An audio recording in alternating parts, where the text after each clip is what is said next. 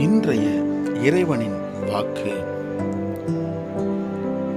நீ அவர்களுக்கு பயப்பட வேண்டாம், உன்னை காக்கும்படிக்கு நான் உன்னோடு கூட இருக்கிறேன் என்று கர்த்தர் சொல்லி, எரேமியா 1ஆம் அதிகாரம் 8ஆம் வசனம்.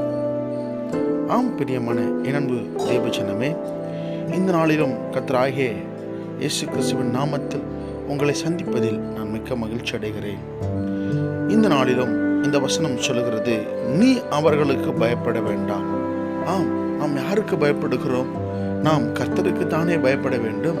ஆனால் நாமோ உலக மனிதர்களுக்கு பயப்பட்டு கொண்டிருக்கிறோம். உலக மனிதர்களுக்குள்ளாக இருக்கக்கூடிய அந்த தீய சக்திகளுக்கு பயந்து கொண்டிருக்கிறோம். நாம் இனி பயப்பட வேண்டாம் பிரியமானவர்களே. உன்னை காக்கும்படிக்கு நான் உன்னோடு கூட இருக்கிறேன் என்று கர்த்தர் சொல்கிறார். ஆம், எத்தனை முறை நம்மை அவர் காத்திருக்கிறார், எத்தனை முறை நம்மை அவர் காத்து அவருடைய ஆணிகள் பாய்ந்த கரத்தினாலே நம்ம மூடி மறைத்து பாதுகாத்து கொண்டிருக்கிறார்.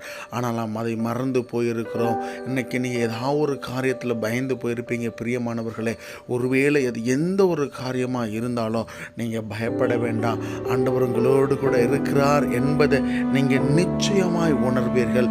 ஆண்டவர் நிச்சயமாய் உங்களுக்கு விடுதலை கொடுப்பார் பிரியமானவர்களே.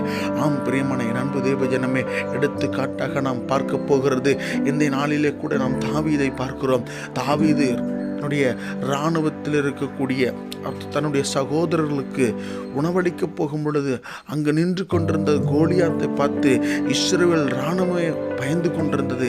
ஆனால் தாவீது என்கின்ற ஒரு சிறு பிள்ளையாக அங்கு சென்று, நான் இந்த கோலியாத்தை எதிர்த்து போராடுவேன், நிச்சயமாய் வெற்றி பெறுவேன், கர்த்தர் என்னோடு கூட இருக்கிறார் என்று சொல்லி அந்த கோலியாத்தை ஒரு நொடி பொழுதிலே அவன் வீழ்த்தி தள்ளினான். கர்த்தர் அவனோடு கூட இருந்து கோலியாத்தை வெல்வதற்கு அந்த பெலிஸ்திய ஜனங்கள் மொத்த பேரும் அவருக்கு அடிபணிய தேவன் கிருபை கொடுத்தார்.